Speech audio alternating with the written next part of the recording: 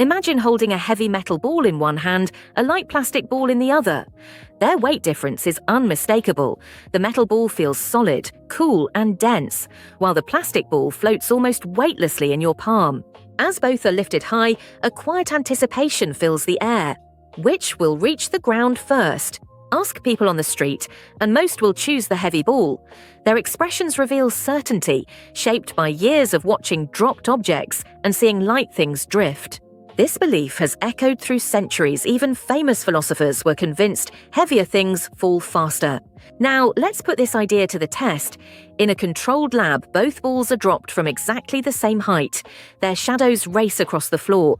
Slow motion reveals a surprise. Both balls touch down nearly at the same moment, their impacts echoing together.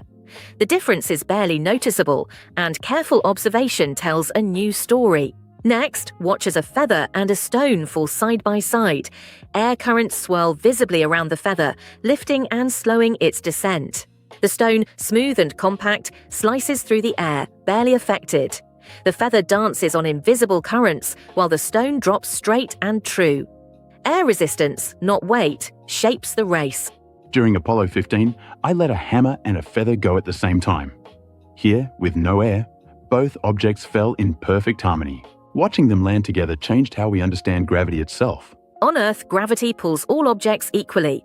The only thing standing in their way is resistance air, slowing the light ones, letting dense objects win for now.